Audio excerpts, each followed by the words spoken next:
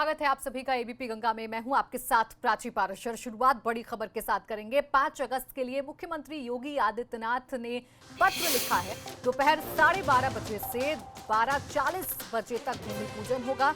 हर भारतीय के लिए गौरव का क्षण होगा। इस दिन सामाजिक दूरी का सभी पालन करें। शिलान्यास के दिन अपने घर पर ही पूजा पाठ करें। तो 5 अगस्त को भूमि पूजन होना है अयोध्या में, और उससे पहले एक पत्र मुख्यमंत्री योगी आदित्यनाथ ने लिखा है, जिसमें उन्होंने कहा है कि शिलान्यास के दिन अपने घर पर पूजा पाठ करें, दूरी बनाए रखें, यानी सोशल डिस्टेंसिंग का पालन करें। 5 अगस्त हर एक भारतीय के लिए गौरव का पल होने वाला है। शिलान्यास के दिन अपने घर पर पूजा करें। दोपहर 12:30 बजे से 12:40 तक शिलान्यास होगा, भूमि पूजन होगा। और ये पल हर एक भारतीय के लिए गौरव के पल हैं, गौरव के क्षण हैं, क्योंकि 500 साल बाद ये मौका आ रहा है जब अयोध्या में भगवान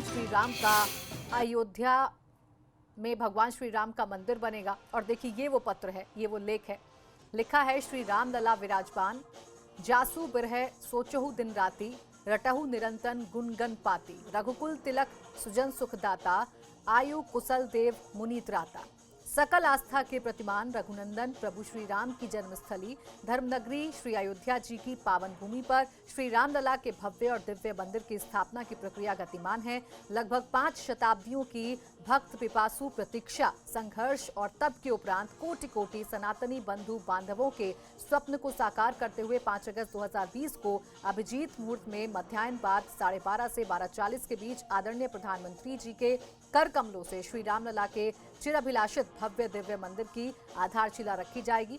निसंदेह ये अवसर उल्लास, आहद, गौरव एवं आत्मसंतोष का है, सत्यजीत करुणा का है। हम भाग्यशाली हैं कि प्रभु श्री राम ने हमें इस ऐतिहासिक घटना के साक्षी होने का सकल आशीष प्रदान किया है। भाव विभोर करने वाले इस ऐतिहासिक अवसर पर प्रत्येक देशवासी का मन प्रफुल्लित होगा, हर्षित मुदित होगा। किंतु स्मरण रहे, प्रभु श्री राम का जीवन हमें संयम की शिक्षा देता है। इस उत्साह के बीच भी हमें संयम रखते हुए वर्तमान परिस्थितियों के साथ पूजा पाठ करनी है। अपने हर्ष और उल्लास को हमें जताना है, लेकिन घर पर रहकर ही जताना है।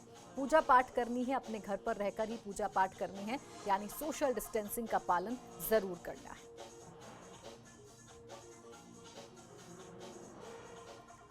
और अगली बड़ी खबर मेरठ से है। 5 अगस्त की मेरठ में भी धूम दिखेगी। भूमि पूजन के दिन मेरठ में 1 लाख दिए जलाए जाएंगे।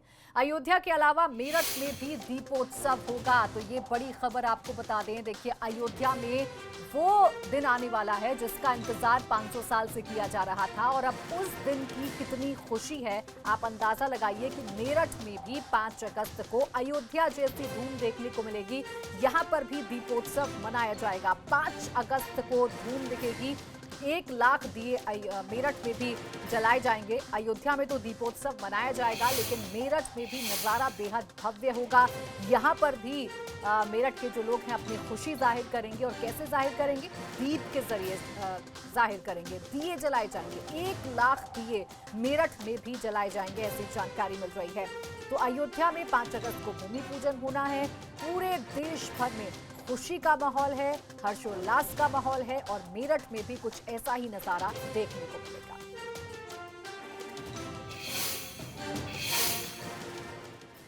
देखिए, जब से मंदिर निर्माण के शिलान्यास की तारीख 5 अगस्त पक्की हुई है, अयोध्या में हर ओर हलचल तेज हो गई है। सुरक्षा व्यवस्था बहुत कड़ी है। साधु संतों से लेकर आम लोगों में भी काफी उत्साह है। वैसे भी राम की धरती कई प्राचीन यादों में सिमटी है।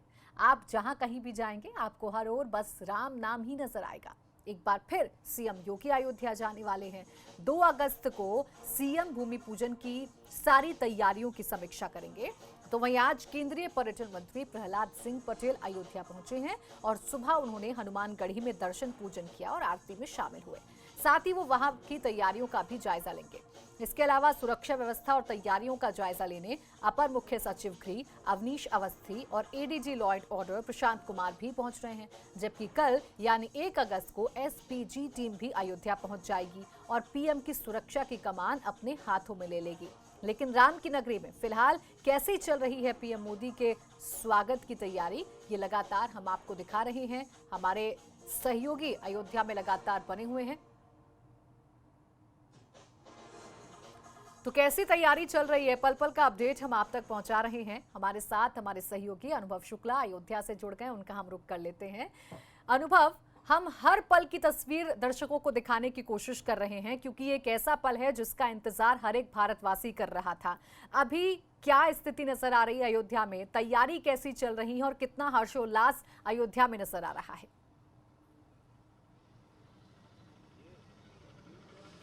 देखिए, बिल्कुल हम आपको अगर दिखाएं तो प्रहलाद पटेल जो केंद्रीय पर्यटन मंत्री हैं, वो उन्होंने सुबह दर्शन पूजन किया है हनुमानगढ़ी में। और अपर मुख्य सचिव उत्तर प्रदेश के जो हैं अवनीश अवस्थी, वो पहुंच चुके हैं। ADG law and order Prashant Kumar जो हैं वो पहुंच चुके हैं, और डीजी इंटेलिजेंस डीएस चौहान, ये तीनों जो अफसर हैं वो अयोध्या पहुंच चुके हैं। सर्किट हाउस अभी पहुंचे हैं और वहां से सीधे ये जो जन्मभूमि परिसर है यहाँ पर पहुंचेंगे, क्योंकि सारा कार्यक्रम जो प्राची होना है वो यही होना है। और आप देखिए किस तरीके से यहाँ पर भी सुरक्षा के इंतजाम किए गए हैं, क्योंकि लगातार काम चल रहा है, इसलिए तमाम सारे जो हम कहें तो जो लेबर हैं वो फिलहाल भीतर जा रहे हैं और यहीं पर सारा कार्यक्रम होना है।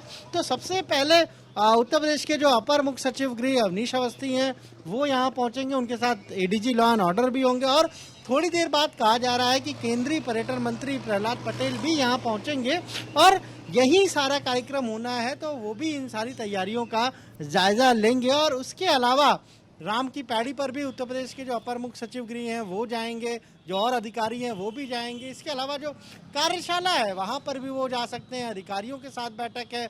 1 तारीख को एसपीजी की टीम आ जाएगी और वो पूरी कमान अपने हाथ में संभाल लेगी, और उसके बाद लोकल पुलिस के साथ उसका कोऑर्डिनेशन होगा। जैसा हमने पहले भी बताया कि कुल 68 ऐसे बड़े पॉइंट हैं अयोध्या में, बड़े चौराहे हम कह सकते हैं, या फिर जो शहर को जोड़ने वाले रास्ते हैं वो मौजूद हैं। तो वहाँ पर किस तरह के सिक्योरिटी अरेंजमेंट रहेंगे, हम आपको एक तस्वीर जरूर दिखाएंगे। देखिए, जो पूरा रास्ता है साकेत डिग्री कॉलेज से लेके और पूरा हनुमानगढ़ी तक हम कहें या फिर नया घाट तक, इस तरीके से हर दीवार को पीला रंगा गया है और साथ ही साथ हर जगह बैरिकेडिंग लगा दी गई है, यानी दुकान के बाहर, घर के बाहर, क्योंकि ये प्राइम मिनिस्टर का रूट होगा और प्राइम मिनिस्टर की सिक्योरिटी हमेशा 3 लेयर सिक्योरिटी होती है। और जिस तरीके से रॉ ने अपना जो इनपुट दिया है, उसके बाद सुरक्षा एजेंसियां कहीं कोई कोर कसर नहीं छोड़ना चाहती हैं। इस तरह के इंतजाम रहेंगे कि अयोध्या में परिंदा भी पर ना मार सके। बिल्कुल, और वो तस्वीरों में नजर भी आ रहा है जैसा कि आपने दिखाया अनुभव। इसके अलावा आपसे ये भी जानना चाहेंगे अनुभव, देखिए प्रशासन तैयारी कर रहा है, सरकार तैयारी कर रही है और वो नजर भी आ रही है हलचल, लेकिन अयोध्या के लोग किस तरीके से तैयार हैं इस ऐतिहासिक दिन के लिए जिसका इंतजार वो कितने लंबे अरसे से कर रहे थे? देखिए, अयोध्या के लोग भी खासे उत्साहित हैं और हम इससे पहले जब भी अयोध्या आए तो अब यही लोगों को के मन में यही आस थी कि आखिर वो तारीख आए जब मंदिर के निर्माण का काम शुरू हो। और अब 5 तारीख आ गई है। जब 5 तारीख को प्रधानमंत्री आ रहे हैं, भूमि पूजन करेंगे, तो अयोध्या के लोग बेहद खुश हैं। और जिस तरीके से मुख्यमंत्री जब 25 तारीख को आए थे, 25 जुलाई को अयोध्या के दौरे पर, एक अपील की थी, साधु संतों से की थी और साधु संतों के माध्यम से अयोध्या की जनता से की थी कि सभी लोग दीपोत्सव मनाएं, घर में दिए जलाएं। तो उसकी भी तैयारियां ज्यादातर घरों में हो गई हैं। 5 अगस्त की शाम को तो दिए जलाएंगे ही सभी लोग। उसके अलावा कुछ जो संस्थाएं हैं, कुछ जो साधु संत हैं, कुछ जो मठ हैं, उनकी तैयारी ये है कि 4 और 5 यानी दोनों दिन जो है वो दीपोत्सव मनाया जाए, खासतौर से राम की जो पैड़ी है वहां पर। बिल्कुल, और वो भव्य नज़ारा ज़रूर देखने लायक होगा। अनुभव, लगातार हम आपसे अपडेट लेते रहेंगे। फिलहाल बहुत शुक्रिया आपका तमाम जानकारी के लिए। तो अयोध्या में लगातार तैयारियां चल रही हैं और वो तैयारियां कैसी हैं ये हम आपको दिखा रहे हैं। और इस वक्त बड़ी खबर आपको कानपुर से बता दें, जहां बिकरू कांड की जांच रिपोर्ट पर ये खबर मिल रही है। आज एसआईटी नहीं देगी बिकरू कांड पर अपनी रिपोर्ट। आज सीएम को रिपोर्ट नहीं सौंपेगी एसआईटी की टीम। अभी भी एसआईटी को कई दस्तावेज नहीं मिले हैं। सीएम योगी से 25 दिन का वक्त एसआईटी मांग सकती है। तो आपको बता दें कि 31 जुलाई तक एसआईटी को अपनी रिपोर्ट जो है वो सीएम को सौंपनी थी, लेकिन अब ये जानकारी मिल रही है कि एसआईटी जो रिपोर्ट है आज नहीं सौंपेगी क्योंकि कुछ दस्तावेज उसे नहीं मिले हैं और मुख्यमंत्री योगी आदित्यनाथ से 25 दिन का वक्त एसआईटी मांग सकती है। तो ये बड़ी खबर आपको बता दें, बिकरू कांड पर जो जांच रिपोर्ट थी वो एसआईटी आज मुख्यमंत्री को नहीं सौंपेगी, ये जानकारी मिल रही है। कुछ दस्तावेज नहीं मिले हैं एसआईटी को, ऐसी जानकारी मिल रही है। संतोष शर्मा मेरे सहयोगी लखनऊ से जुड़ गए ज्यादा जानकारी के साथ। संतोष, क्या अपडेट मिल रही है? 31 जुलाई तक रिपोर्ट सौंपनी थी, लेकिन आज क्या वजह रही जो एसआईटी रिपोर्ट नहीं सौंप पाएगी? देखिए, एसआईटी को आज आखिरी तारीख थी, उसको अपनी रिपोर्ट सौंपनी थी, लेकिन अभी तक एसआईटी को तमाम ऐसे दस्तावेज हैं जो उसको नहीं मिले हैं। सबसे महत्वपूर्ण दस्तावेज कि आखिर विकास दुबे 1998 से जो दर्ज मुकदमों में बरी हुआ या उसको जमानत मिली, ये कैसे मिल गई उसको जमानत? जो थाने में मंत्री संतोष शुक्ला की हत्या हुई तो वहां पर वो कैसे उस जिस मामले में थाने में हत्या कर देता है वहां पर कहां कमी रह गई जिसके चलते विकास दुबे मामले से ही बरी हो गया, जमानत कैसे मिल गई? ये तमाम प्रोसिक्यूशंस की फाइल का परीक्षण होना बाकी है, ये महत्वपूर्ण बिंदु। दूसरा, 1 साल की कॉल डिटेल को खंगाला जाना बहुत बाकी है। जो मोबाइल कंपनी है, विकास दुबे ने 2-3 नंबर बदले थे, मोबाइल ऑपरेटिंग कंपनीज बदली थी, लिहाजा उनसे कॉल डिटेल मिलने के बाद उसका परीक्षण होना बाकी है। इसके साथ ही विकास दुबे के परिवार को जो लाइसेंस मिले थे, विकास दुबे के पास लाइसेंस था, उसकी पत्नी, उसके छोटे भाई की पत्नी और उसके पिता, इन तमाम लोगों के पास 1 से 2 लाइसेंस थे। तो उसको लाइसेंस कैसे मिल गए, किसके संस्तुति पर मिल गए, ये फाइल का जांचना बाकी है। लिहाजा जो एसआईटी है उसने आज अपनी रिपोर्ट नहीं देगी, ये बिल्कुल तय है। करीब 20 से 25 दिन का वक्त और लग सकता है।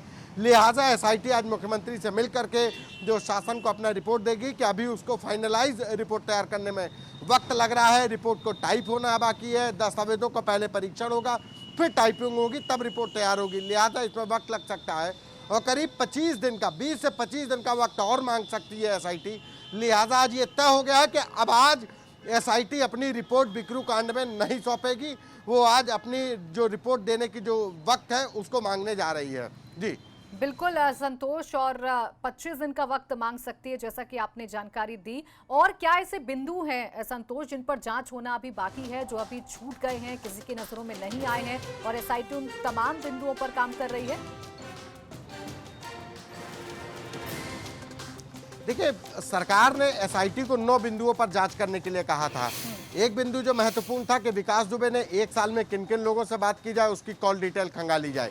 तो 1 साल की कॉल डिटेल खंगालना एसआईटी के लिए आसान काम नहीं होगा। 11 जुलाई को एसआईटी बनी, आज 31 जुलाई है, लिहाजा मतलब सिर्फ 20 दिन के दरमियान में 1 साल की कॉल डिटेल खंगालना बहुत बड़ी बात थी। इसके ज्यादा जो महत्वपूर्ण था कि एसआईटी को अभी तक तमाम विभागों से पुराने दस्तावेज नहीं मिले। 1998 का जो मामला था वहां पे विकास दुबे पर पहला मुकदमा दर्ज हुआ, वहां पर उसको कैसे जमानत मिली, वो मामला कैसे छूट गया। यानी कि 1998 से लेकर के विकास दुबे के जो भी प्रोसिक्यूशन की फाइलें जमा थी अदालत में, दफ्तरों में, उनको अभी हासिल करना बाकी है, जो भी एसआईटी को नहीं मिली। ये तमाम ऐसे दस्तावेज हैं। वहीं दूसरी ओर विकास दुबे की संपत्ति के भी दस्तावेज नहीं मिले हैं, तो लिहाजा इसीलिए एसआईटी अब वक्त मांग रही है। बिल्कुल, और ये वक्त जरूरी भी है क्योंकि जांच जो है वो हर एक बिंदु पर की जानी जरूरी है। शुक्रिया आपका तमाम जानकारी के लिए संतोष। और एक और बड़ी खबर मिल रही है, कानपुर से ही बिकरू कांड से जुड़ी हुई, शहीदों से जुड़ी हुई एक खबर है। शहीद पुलिस वालों के परिवारों को अब आर्थिक मदद दी जाएगी। एसबीआई की तरफ से 30-30 लाख रुपए दिए जाएंगे शहीद पुलिस वालों के परिवारों को। तो ये बड़ी खबर आपको बता दें, बिकरू कांड में शहीद पुलिस कर्मियों को 30-30 लाख रुपए की मदद एसबीआई की तरफ से दी जाएगी। ये बड़ी जानकारी मिल रही है। 8 शहीद पुलिस कर्मियों को एसबीआई की तरफ से ये मदद दी जाएगी। यूपी पुलिस और एसबीआई के बीच में एमओयू के तहत ये मदद दी जाएगी। 30-30 लाख रुपए की आर्थिक मदद पहुंचाई जाएगी। और अगली बड़ी खबर मेरठ से, सुभारती ट्रस्ट के चेयरमैन से रंगदारी का मामला। सुनील राठी के करीबियों का गन लाइसेंस निलंबित कर दिया गया है। सुनील की मां और 3 करीबियों के शस्त्र लाइसेंस निलंबित कर दिए गए हैं। तो ये बड़ी खबर मेरठ से आपको बता दें, सुभारती ट्रस्ट के चेयरमैन से रंगदारी का ये पूरा मामला है जिसमें अब कार्रवाई की गई है। सुनील राठी के करीबियों का गन लाइसेंस निलंबित कर दिया गया है। सुनील की मां और 3 करीबियों के शस्त्र लाइसेंस निलंबित कर दिए गए हैं। आपको बता दें कि सुभारती के चेयरमैन से रंगदारी मांगी गई थी और इसी मामले में एक के बाद एक जो कार्रवाई है वो की जा रही है।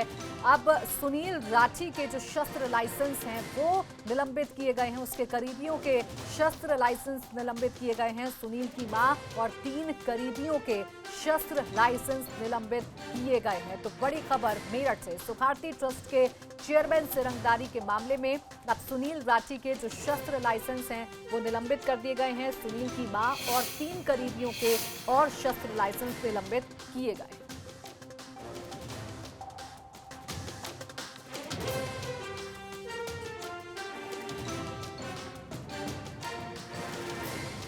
तो मेरठ से बड़ी खबर, सुभारती ट्रस्ट के चेयरमैन से रंगदारी का मामला, सुनील राठी के करीबियों का गन लाइसेंस निलंबित कर दिया गया है। सुनील की मां और 3 करीबियों के शस्त्र लाइसेंस निलंबित कर दिए गए हैं। ये बड़ी जानकारी बता।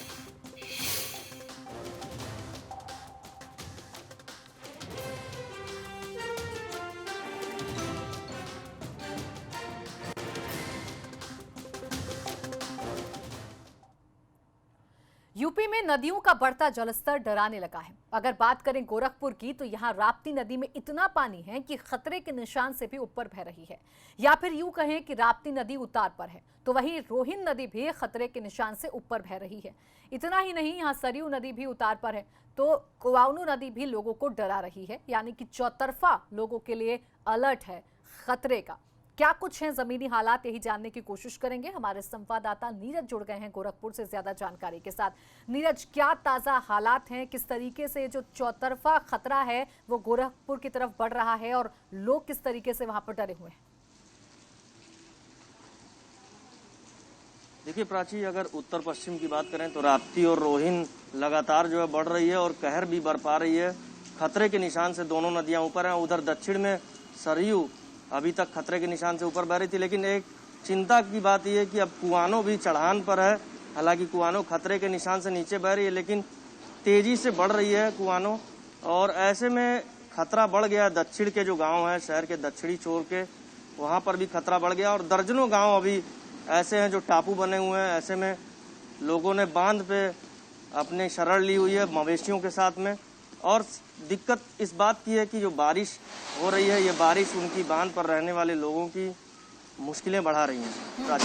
बिल्कुल नीरज, ऐसे में ये आपसे समझना चाहेंगे कि जब चारों तरफ से नदियों का रौद्र रूप देखने को मिल रहा है, कई ऐसे गांव हैं जो टापू बन गए हैं जैसा आप बता रहे हैं, प्रशासन की तरफ से क्या कदम उठाए जा रहे हैं ताकि वहां पर फंसे लोगों को सुरक्षित जगह पर ले जाया जाए, या फिर जहां पर खतरा आने वाला है वहां पर पहले ही राहत पहुंचा दी जाए?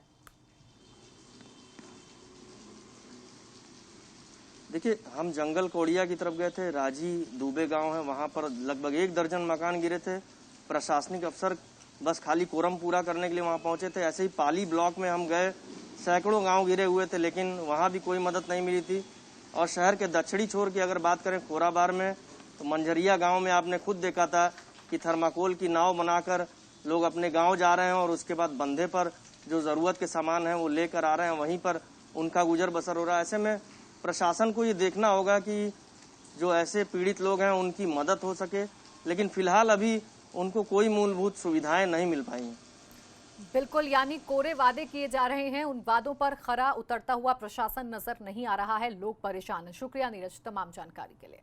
एक छोटा सा ब्रेक, फौरन लौटेंगे।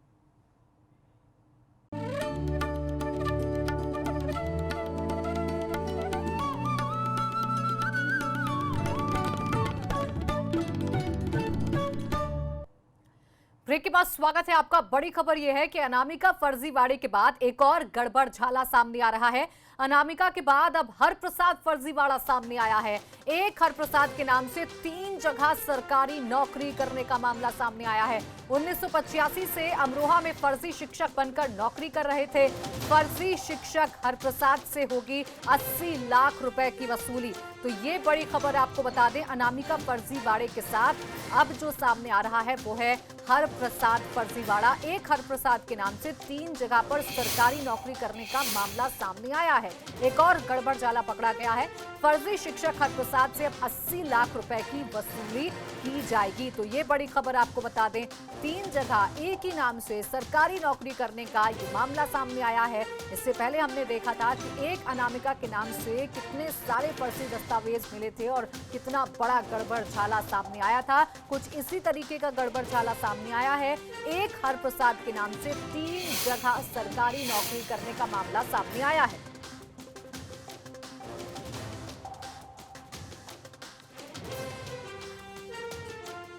अफसर अली हमारे संवाददाता फोन लाइन पर जुड़ गए ज्यादा जानकारी के साथ। अफसर, क्या जानकारी आपके पास, क्या अपडेट?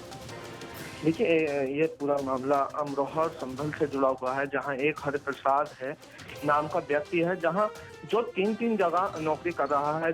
संभल में जो है वो लेखपाल के पद पर है और अमरोहा में जो है वो प्राइमरी में हेड मास्टर के पद पर तैनात है और यही बदायूं में भी हेड मास्टर के पद पर तैनात है।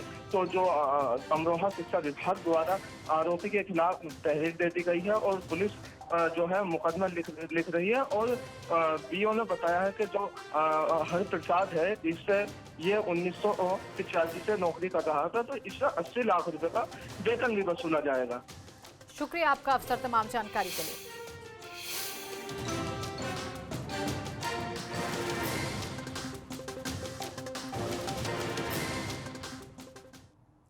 प्रियंका वाड्रा ने गुरुवार को सरकारी आदेश के अनुसार अपना लोधी रोड का सरकारी बंगला खाली कर दिया है।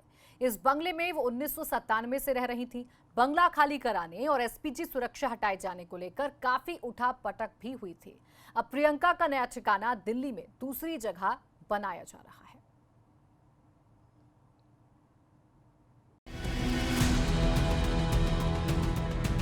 1997 से लुटियंस जोन में बंगला नंबर 35 लोधी स्टेट प्रियंका वाड्रा के नाम से जाना जाता था, लेकिन अब नए नाम से जाना जाएगा। इसकी पहचान अब भाजपा के राज्यसभा सांसद अनिल बलूनी के बंगले के रूप में होगी। प्रियंका वाड्रा ने गुरुवार को अपना 23 साल पुराना बंगला खाली कर दिया। इसके बाद अब वो कुछ दिन अपने गुरुग्राम के घर में बिताएंगी। इसके बाद वापस दिल्ली लौटेंगी। पिछले साल प्रियंका की एसपीजी सुरक्षा हटाए जाने के बाद सरकार ने नोटिस जारी कर बंगला खाली करने का आदेश दिया था। प्रियंका गांधी के इस बंगले का पता 35 लोधी स्टेट, दिल्ली था। बंगला खाली करने से पहले प्रियंका चाहती थी कि शिष्टाचार के तहत इस बंगले के नए स्वामी यानी भाजपा सांसद अनिल बलूनी उनके घर पर चाय पर आए। इसके लिए उन्होंने अनिल बलूनी को निमंत्रण भी भेजा था। चाय के आमंत्रण के पीछे सिर्फ शिष्टाचार ही विषय था, क्योंकि प्रियंका चाहती थी कि जिस बंगले में वो पिछले 23 साल से रह रही हैं, उससे नए स्वामी को रूबरू कराया जा सके। 1 जुलाई को जारी हुए आदेश के अनुसार एसपीजी सुरक्षा वापस लेने और Z+ सुरक्षा प्रदान किए जाने के आधार पर आपके लिए किसी भी सरकारी आवास के आवंटन का प्रावधान नहीं है।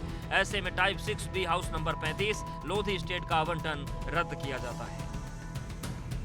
प्रियंका गांधी के बाद इस बंगले को बीजेपी के राज्यसभा सांसद अनिल बलूनी को दिया गया है। अनिल बलूनी को बंगला दिए जाने के बाद प्रियंका गांधी ने उन्हें परिवार के साथ चाय पर बुलाया था। हालांकि बलूनी ने अपनी सेहत का हवाला देते हुए मना कर दिया था। प्रियंका कुछ दिन अपने गुरुग्राम के घर में रहेंगी। इसके बाद फिर से दिल्ली में वापसी करेंगी। इसके लिए एक किराए का मकान भी देख लिया है, जिसमें साफ सफाई का काम जारी है। Bureau report, ABP Ganga.